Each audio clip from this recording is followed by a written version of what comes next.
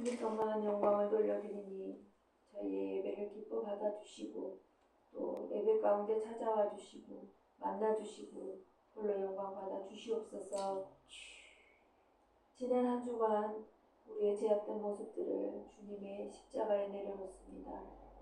주님의 말씀대로 살지 못하고 또 이웃을 더 많이 사랑하지 못하고 세상 화려한 것들에 눈돌며 살아온 것들을 회개하오니 주님 시간 용서하여 주시옵소서. 주님, 이제 대한민국의 대통령이 새로 선출되었습니다. 주님을 두려워하고 국민을 두려워하는 대통령이 될 수 있게 하시고 정말 우리 대한민국을 불쌍히 여기사 국민들이 나라 걱정을 하지 않고 서로 신뢰하며 의지하고 살기 좋은 나라가 될 수 있도록 기억해 주시고 큰 은혜를 더하여 주시옵소서. 또 오늘 예배 가운데 모든 걱정, 두려움, 또 상한 마음 있다면 회복되게 하시고 주님만이 참 기쁨이며 행복임을 다시금 깨닫는 귀한 시간이 되게 하여 주시옵소서. 또한 감사와 찬양이 넘치고 또 평안한 마음으로 또 살아갈 수 있는 힘을 얻는 귀한 예배의 시간이 되게 하여 주시옵소서. 오늘도 말씀을 들고 다니엘 서신 목사님을 기억하시고 또 말씀을 전하실 때 오직 성령님의 인도에 따라 말씀 전하시게 하시고 은혜의 시간 되시고 또 회복의 시간이 되시고 듣는 저희들은 귀하 깨닫는 시간이 되게 하여 주시옵소서. 또 주님께만 영광 돌리며 살아계신 예수님 이름으로 기도드렸습니다. 아멘. 이사야 53장입니다. 이사야 53장.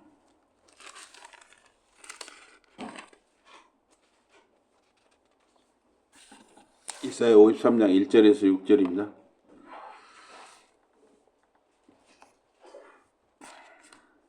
우리가 전한 것을 누가 믿었느냐? 여호와의 팔이 누구에게 나타났느냐?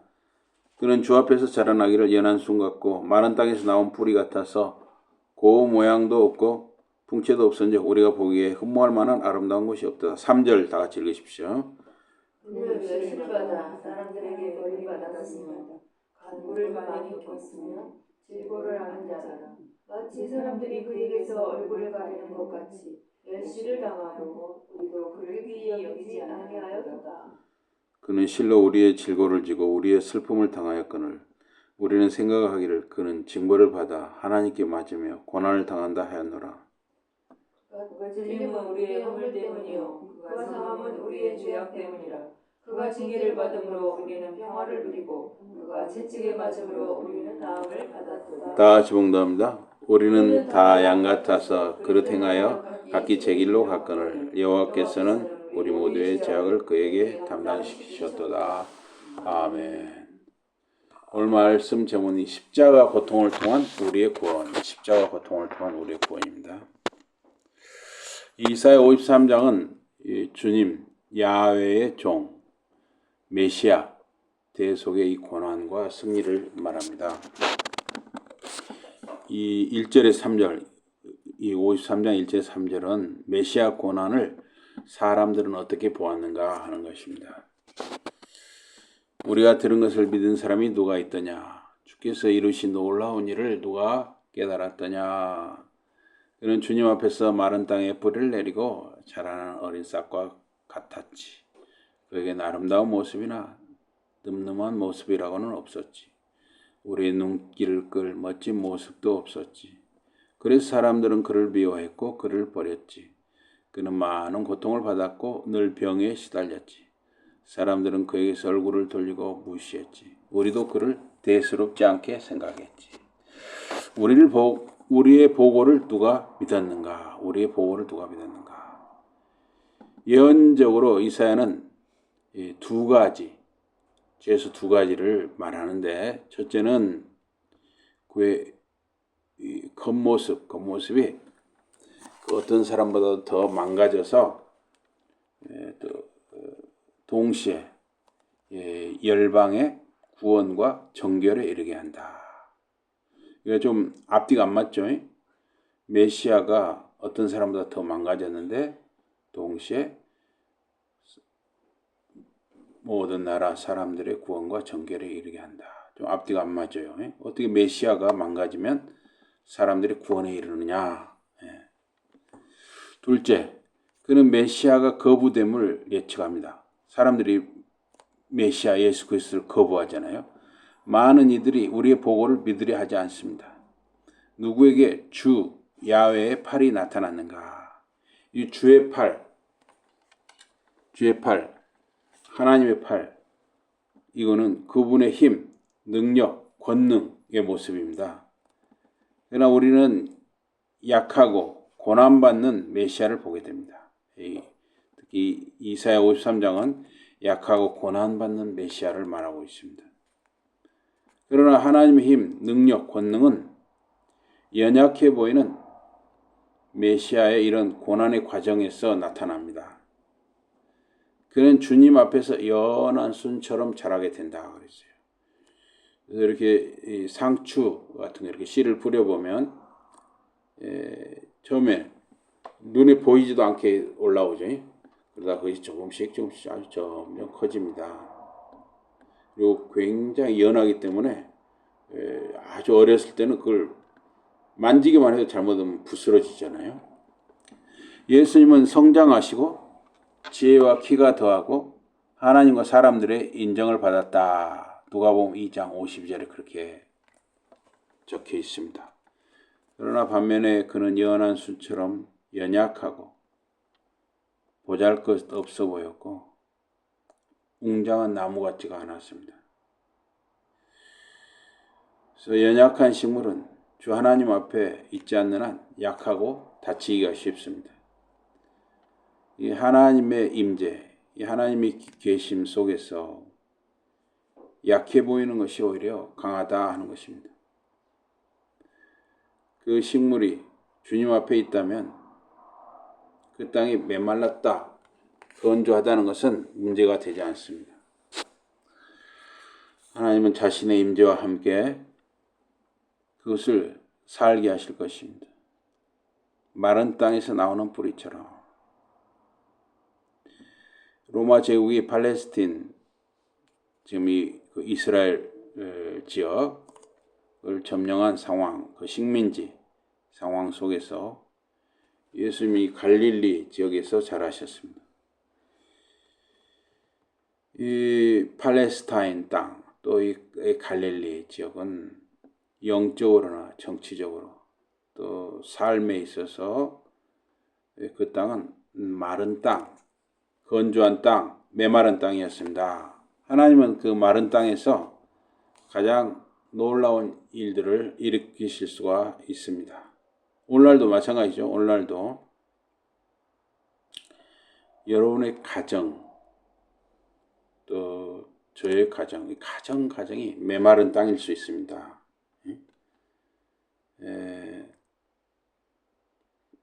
그 가족들이 다 마음을 함께 모아서 신앙생활을 잘 하면 좋겠는데 다 제 갈 길로 가는 수도 있고, 또 참 그 모습들이 다 틀리죠. 또 우리 여러분과 저의 양가, 가족, 친척, 형제, 자매들을 봤을 때 정말 하나님 기뻐하시는 길로 가면 좋은데, 또 신앙생활을 예수님을 잘 믿고 신앙생활을 잘하면 좋겠는데 그렇지 못한 경우가 많죠. 여러분과 저의 가족, 친척, 형제, 자매들이 사실은 마른 땅이라고도 할 수가 있습니다. 하나님께서는 이 마른 땅에서 가장 놀라운 일들을 일으키실 수 있다는 것입니다. 또 여러분의 직장, 학교, 또 우리 마을, 사회가 마른 땅일 수도 있죠. 미개한 나라에 설교하거나 선교사들을 보내는 것은 쓸데없다 말하지 말라. 당신이 어찌 아는가? 그것은 왜 마른 땅인가? 그것은 소망이 담긴 토양이다.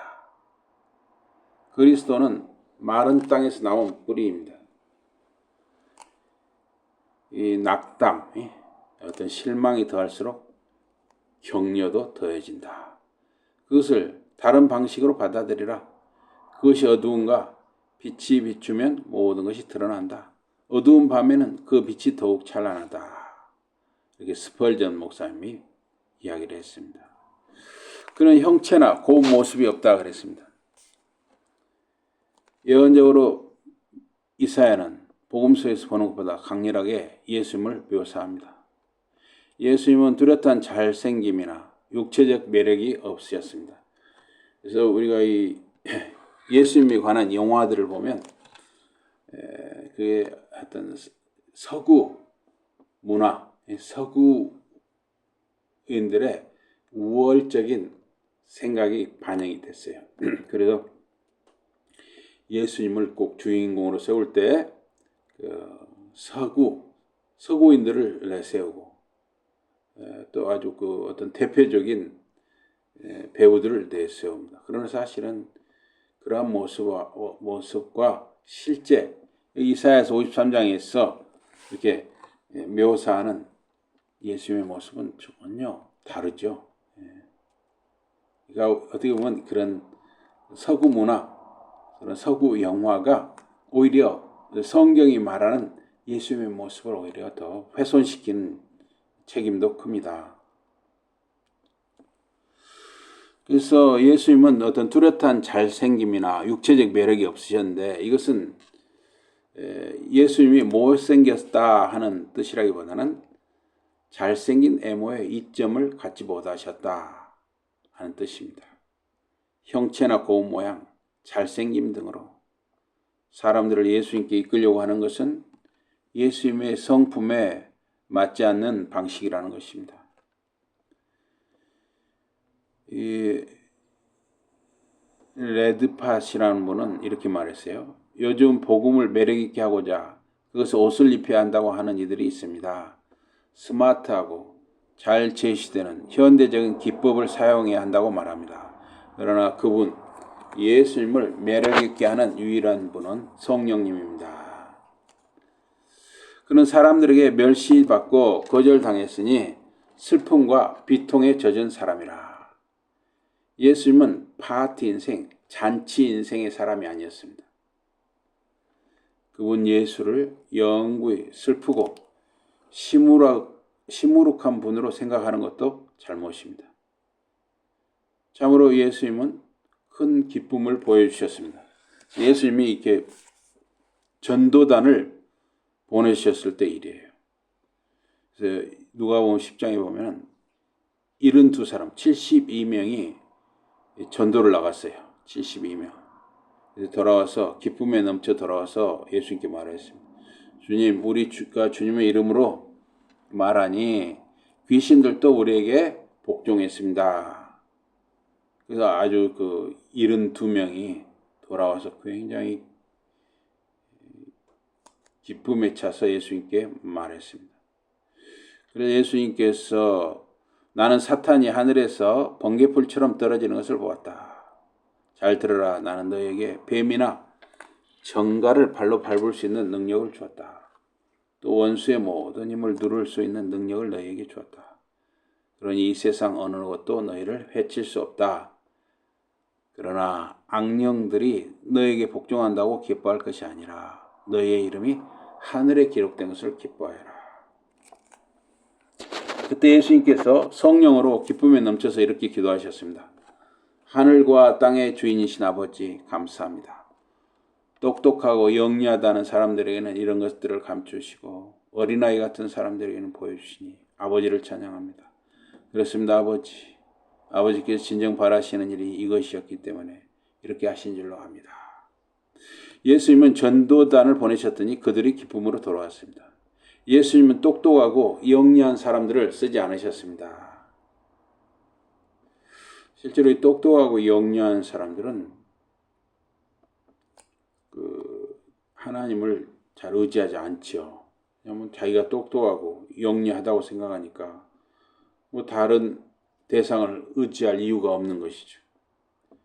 어린아이 같은 사람들을 사용하셨습니다.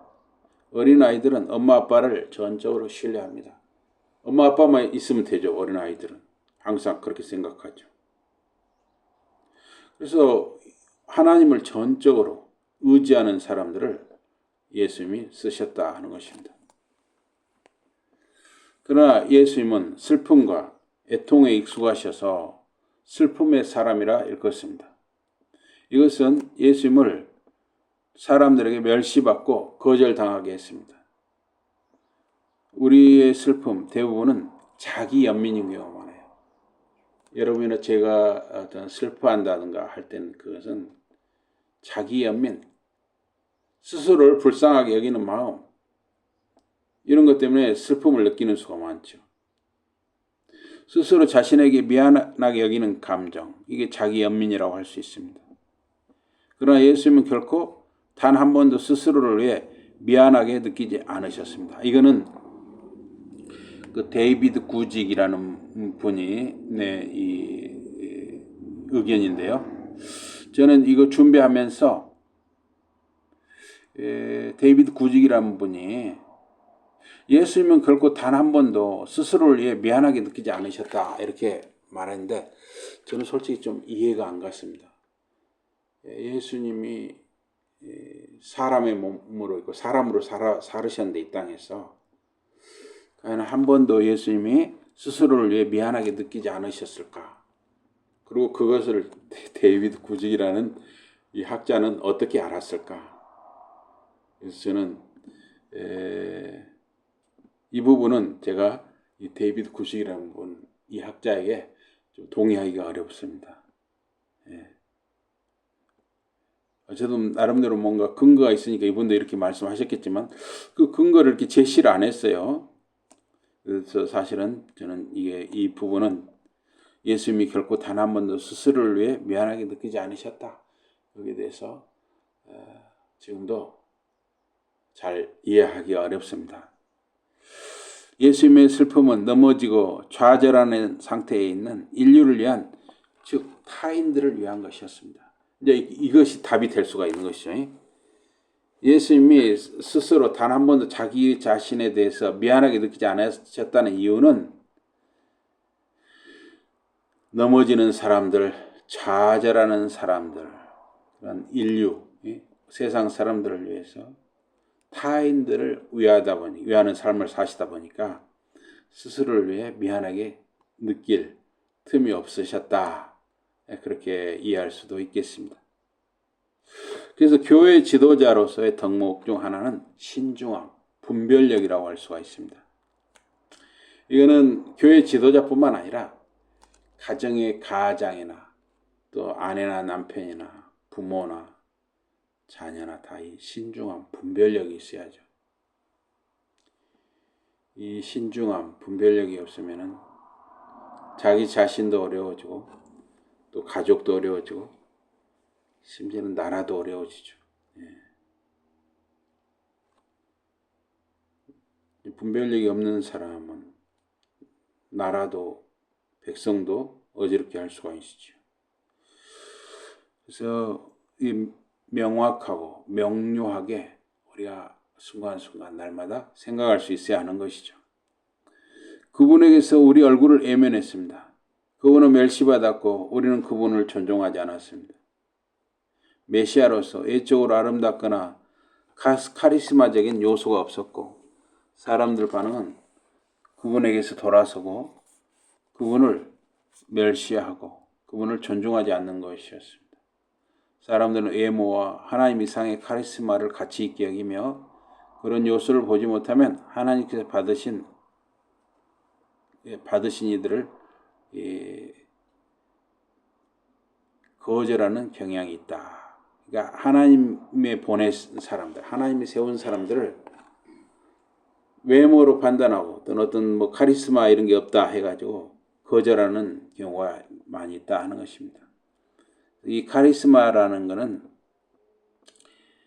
많은 사람들을 휘어잡거나 신복하게 하는 능력이나 자질, 또 대중을 따르게 하는 초자연적 또는 초인간적인 재능이나 힘, 또 이제 이 가톨릭이나 이런 기독교에서는 신이 사랑으로 베푸는 은총, 이걸 또 카리스마라고 합니다. 이 이사야서 53장 4절에서 6절입니다. 우리 다시 한번 읽어보겠습니다. 4절에서 6절 한번 같이 읽어보겠습니다. 4절에서 6절입니다. 같이 4절에서 6절 다 같이 시작. 그는 실로 우리의 질고를 지고 우리의 슬픔을 당하였거늘 우리는 생각하기를 그는 징벌을 받아 하나님께 맞으며 고난을 당한다 하였노라. 그가 찔림은 우리의 허물 때문이요 그가 상함은 우리의 죄악 때문이라. 그가 징계를 받음으로 우리는 평화를 누리고 그가 채찍에 맞음으로 우리는 나음을 받았도다. 우리는 다 양같아서 그릇 행하여 각기 제 길로 갔거늘 여호와께서는 우리 모두의 죄악을 그에게 담당시키셨도다. 정녕 그는 우리의 고통을 짊어지셨고 우리의 슬픔을 감당하셨다. 예수님은 우리의 비통함을 자기 것으로 우리의 슬픔을 자기 것인 것처럼 아파하셨습니다. 우리가 감당할 수 없는 그 고통과 슬픔을 주님께서 감당하셨습니다. 그러나 우리는 그가 하나님께 맞고 고난받았다 하겠다. 사람들은 왜 예수님이 그런 고초를 겪으셔야 했는지 그 이유를 알지 못했습니다. 그가 창에 찔린 것은 우리가 배역했기 때문이고 그가 짓눌려 상처를 입은 것은 우리의 악행 때문이라. 우리의 평화를 위해 그가 징벌을 받았도다. 그 메시아는 하나님께 얻어맞고 강타당하고 고난받았습니다. 왜 메시아가 그런 환난을 당해야 했습니까? 그것은 우리를 위함이었습니다. 우리의 배역과 악행 때문입니다. 그 메시아는 우리를 대신하여 고난받았습니다. 상처받았다는 말은 창에 찔렸다는 것입니다. 그가 채찍에 맞음으로 우리가 치료되었다. 이사야 선지자는 수세기를 앞서서 그 메시아가 채찍에 맞을 것을 바라보았습니다. 그가 채찍에 맞음으로 우리가 나음을 입었다 하므로 예수님의 고난은 우리의 치유를 예비하는 것임을 이 이사야 선지자는 선언한 것입니다. 이사야 선지자가 말한 것은 이 치유, 이사야 선지자가 말하는 이 치유가 영적인 치유인가 아니면 육적인 치유인가에 대해서 또 논란이 있는데요. 마태복음 8장 16절에 17절은 육적인 치유를 말하고 있습니다. 저녁이 되자 사람들이 예수께 귀신 들린 사람들을 많이 데려왔다. 예수께서는 말씀 한마디로 귀신들을 내쫓고 아픈 사람들도 모두 낫게 해주셨다. 이 일은 예언자 이사야를 통해 말씀하신 것을 이루려고 하신 것이었다. 그는 우리의 약함을 떠맡으시고 우리의 질병을 몸소 짊어지셨다. 또 베드로전서 2장 24절에서 25절은 영적인 치유를 말합니다. 그분은 우리의 죄를 몸소 짊어지시고 십자가로 가셨습니다. 우리로 하여금 죄에서 벗어나 의롭게 살게 해주시려는 것이었습니다. 그분이 입은 상처로 여러분이 나음을 입었습니다. 여러분이 전에는 마치 길 잃은 양과 같았으나 이제는 여러분의 영혼의 목자이며 보호자이신 그분께 돌아왔습니다. 예수님의 고난은 우리의 육적인 치유와 영적인 치유의 길을 함께 이어신 것입니다. 이 요한 3서 1장 2절을 보니까 사랑하는 친구여 그대의 모든 일이 잘 되어 가기를 기도합니다. 그리고 그대의 영혼이 건강한 것처럼 그대의 몸도 건강하기를 바랍니다. 그래서 일반적으로 영혼이 건강한 사람은 육신도 강건하다는 것이에요. 그래서 마음이 아프면 마음이 병들면 몸도 성하지가 않죠. 소화도 잘 안 되죠. 그래서 영혼과 육신은 함께 가는 것이죠. 따로 생각할 수 없는 것이죠. 그래서 이사야 선지자가 말한 이 치유는 영혼의 치유와 육신의 치유를 함께 말했다고 볼 수도 있습니다. 그러나 일부 사람들은 이것을 모든 신자가 지금 당장 온전한 건강에 대한 약속의 권리를 갖는다 하는 뜻으로 이렇게 해석을 하기도 합니다. 만일 건강이 결핍되어 있으면 이 약속, 이사야서에 나온 이 약속을 믿음으로 주장하지 않았기 때문이다. 이렇게 해석하는 사람도 있어요. 그러나 이러한 생각은 그가 채찍에 맞음으로 우리가 치료되었다는 점을 강조하는 것이죠. 온전한 건강은 하나님 약속이고 모든 그리스도인을 위해 예비된 것이고 신자로서 온전한 용서와 구원의 약속을 갖는다 하고 주장을 합니다. 그러나 이거는 성경 속에서 또 역사 속에서 성도들 개인의 경험과 모순이 된다 하는 것도 생각해야 돼요. 구원과 치유를 오해한다 하는 것입니다. 실제로 우리가 살아가면서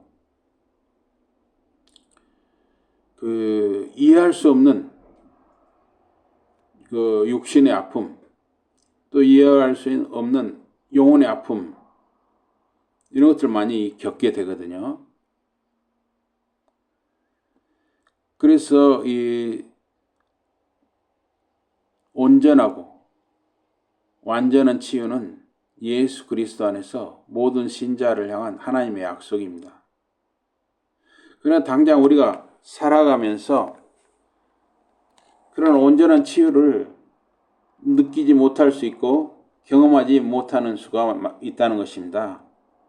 그가 채찍에 맞음으로 지금 우리를 위한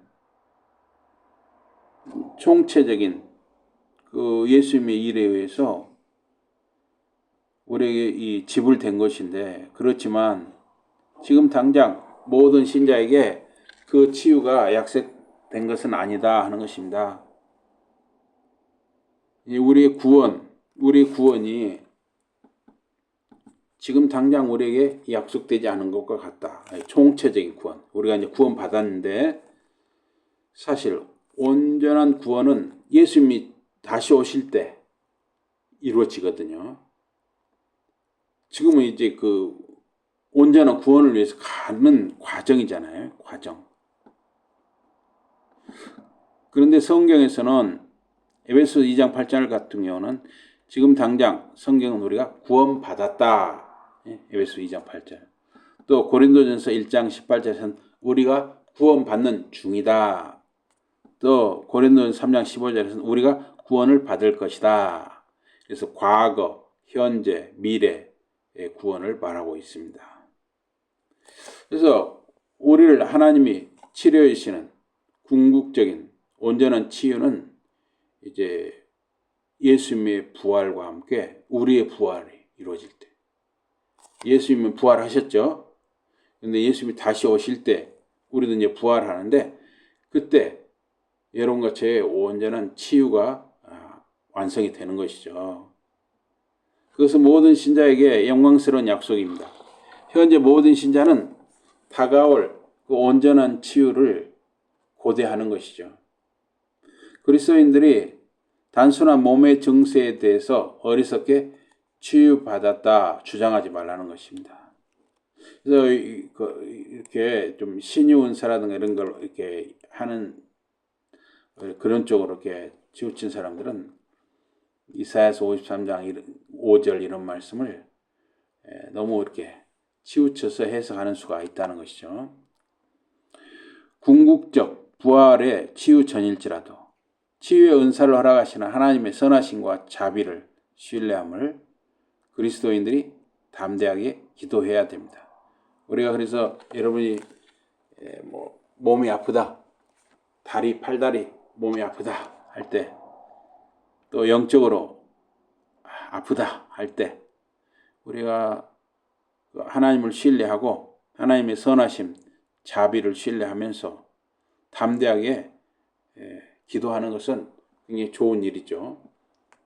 또 그러한 담대한 선포와 기도를 통해서 하나님께서 영적으로나 육적으로 여러분과 저를 강건하게 하실 수가 있습니다. 그가 채찍에 맞음으로 우리가 치료되었다. 이 죄인의 치유는 그 자신, 혹은 그가 누구인지, 혹은 그가 무엇을 느끼는지, 혹은 그가 무엇을 하는지, 혹은 그가 무엇을 맹세하는지, 혹은 그가 무엇을 약속하는지, 이런 여러분과 저의 어떤 조건에 의해서 이 치유가 일어나는 것이 아니라 오직 예수 그리스도를 통해서 여러분과 저에게 치유가 있다는 것입니다. 그래서 예수님이 붙들려서 이제 그 빌라도 앞에 섰잖아요. 빌라도 앞에 섰을 때 그건 갓바다인데, 갓바다 이제 그 밑에 빌라도 이 법정 거기에 바닥에 대리석 돌을 깔아놨는데 그걸 포장 대리석을 갓바다. 그래서 이제 하나님의 아들 예수님이 이제 그 선고를 받고 채찍에 맞을 때 그게 이제 그 채찍에 뼈 조각이라든가 이런 새 조각 이런 게 같이 섞여 있어서 그 채찍에 맞으면 어때요? 막 살이 찢기면서 피가 흘렀을 거 아니에요? 그럼 그거 이제 그 갓바다 그 포장 대리석 위에 떨어졌겠죠. 그 핏자국. 그리고 그리스도의 고뇌와 고난의 장소 해골의 곧 골고다에서 흘린 피에 예수님의 피에 죄인의 치유가 있다 하는 것입니다. 여러분과 저의 어떤 조건이나 상태의 치유의 이유가 있는 게 아니라 예수님이 우리의 죄를 대속하여 흘리신 피에 죄인된 여러분과 저의 치유의 이유가 있다 하는 것입니다. 그가 채찍에 맞음으로 죄인의 치유가 있습니다. 그래서 여러분이나 저는 스스로 자신을 어떤 그 죄책감 이런 걸로 괴로워하거나 스스로를 고문하지 말라는 것입니다. 그가 채찍에 맞음으로 우리가 치료되었다 하는 것입니다. 우리가 살아가면서 자기 자신을 막 자학하는 경우가 있잖아요. 자학. 근데 그러지 말라는 것이죠. 우리가 예수님께 우리를 편하게 예수님을 통해서 우리가 죄로부터 이렇게 자유함을 얻었다. 이런 자유로움을 평강을 누려야 합니다. 우리는 모두 양과 같아서 제 길로 갔습니다. 이사야 선지자는 메시아의 속죄 사역에 대한 우리의 필요를 묘사하는데 양은 어리석고 고집이 세고 우리처럼 엇나가는 짐승입니다. 우리는 하나님의 길에서 돌아섰고 각자 자기 길로 갔습니다. 우리 모두 각자 자기 죄가 있습니다. 그래서 우리가 그런 유혹을 받는데 여러분과 저의 이 죄의 길을 특히 상대방의 죄의 길을 정죄하고 나의 죄의 길을 정당하는 그런 게 우리에게 있죠. 상대방에 대해서는 우리가 정죄를 해요. 근데 내가 무슨 죄를 지면 뭔가 합리화하고 정당화하는 그런 것이 그런 경향이 우리에게 다 있는 것이죠. 그러나 주 야훼의 길 대신에 우리 자신의 길을 가는 각 사람의 길은 죄악되고 파괴적이고 저주받은 길이다 하는 것입니다. 주께서 야훼께서 우리 모두의 죄악을 그에게 담당시키셨도다. 십자가 위 일에서 성부와 성자의 파트너십, 동역을 보게 됩니다.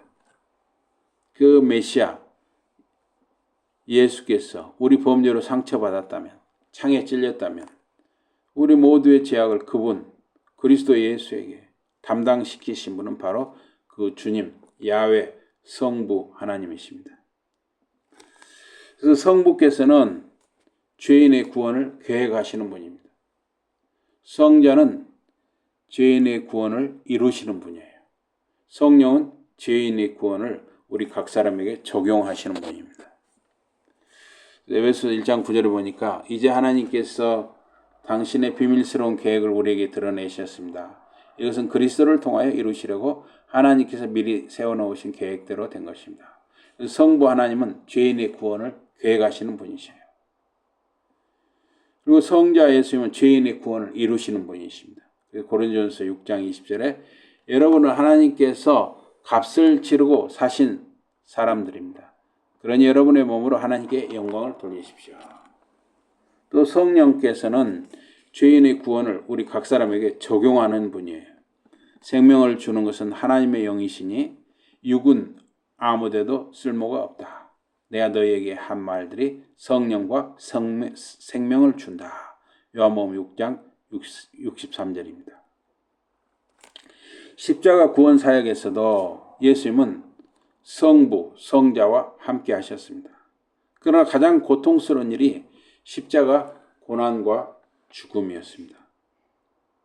그래서 마태복음 27장 35절 이하에 보니까 군인들이 예수를 십자가에 못 박았습니다. 그리고 주사위를 던져서 예수님 옷을 나눠 누가 갔느냐 주사위를 던지기도 했어요. 그리고 예수님 머리에는 유대 사람의 왕 예수라고 쓰여 있었습니다. 두 사람의 강도가 예수님과 나란히 양쪽에 십자가에 못 박혔습니다. 그러니까 예수님은 그러한 강도들과 똑같이 취급받았던 것이죠. 지나가던 사람들이 머리를 내저으며 예수를 모욕했습니다. 너는 성전을 사흘 만에 다시 성전을 헐어 사흘 만에 다시 세운다고 하지 않았느냐? 그래 내 목숨을 구해보라. 네가 하나님 아들이면 십자가에서 내려와 보라 했어요. 사실 이 성전을 사흘 만에 다시 세운다는 것은 성전의 본체이신 예수님 자신을 가리키죠.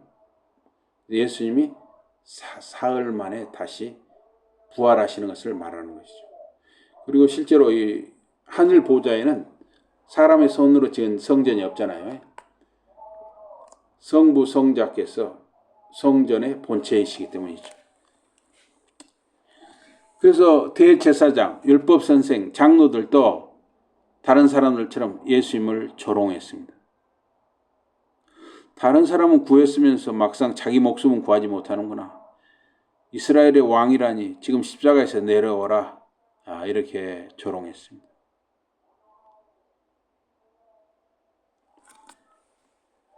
또 그 옆에 있는 강도들도 예수님께 욕을 퍼부었습니다. 그래서 이제 그 한편 강도가는 예수님께 함께 낙원에 있게 해달라고 해서 이제 구원을 받았다 하는 그런 복음서 기록도 있죠. 그러나 여기 마태복음에서는 강도들이 다 예수님께 욕을 퍼부었다 이렇게 돼 있어요. 이거는 왜 그러냐면 이 복음서를 기록한 기자마다죠. 어떻게 들었느냐, 어떻게 보았느냐에 따라서 자기가 보고 들은 대로 기록을 했기 때문입니다. 그래서 예수님이 오후 3시가 되니까 어둠이 이렇게 깔리는데, 땅에 어둠이 깔리는데 3시쯤 되었을 때 예수님께서 큰 소리로 엘리 엘리 레마 사박다니 이렇게 외치셨어요. 이 말은 나의 하나님 어찌하여 나를 버리셨습니까? 라는 뜻입니다. 그래서 성자 예수님에게 가장 고통스러운 것은 십자가에서 살이 찢기시고 창에 찔리고 하는 것이 고통스러운 것이 아니라 성부 하나님과 분리되는 것. 잠시라도 성부 하나님과 분리되는 것. 이게 가장 고통스러운 것이었어요. 성부 하나님도 마찬가지죠. 성자와 단절이 너무 힘드셨습니다. 성령께서도 너무나 고통스러운 순간이었습니다. 저와 여러분과 자녀들, 자손들의 삶의 과정 속에 언제나 우리를 위해 십자가 고난을 겪으신 성자, 성부, 성령의 은혜와 사랑과 능력이 함께하기를 주님의 이름으로 축복합니다. 아멘. 우리 기도하겠습니다. 하나님 아버지, 우리 주님 예수 그리스도께서 우리의 죄를 대속하여 십자가에 고난받으시고 죽으셨습니다. 예수님께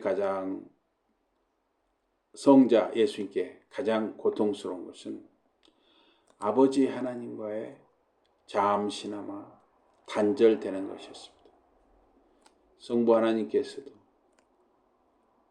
성자 아들 예수님과 잠시나마 단절되는 것이 너무나 어려웠습니다. 성령님께서도 잠시나마 성부 성자와 단절되는 것이 너무나 고통스러우셨습니다. 정말 성부 성자 성령님의 우리의 대속과 우리의 구원을 위한 이런 고통과 고난을 우리의 삶 속에서 우리 자신들뿐만 아니라 우리 자녀들 자손들까지 그런 고통과 고난을 우리 삶 속에서 항상 간직하게 하시고 되새길 수 있는 은혜를 더하여 주시옵소서. 예수 이름으로 감사 기도드리옵나이다. 아멘. 찬송 부르시겠습니다. 찬송.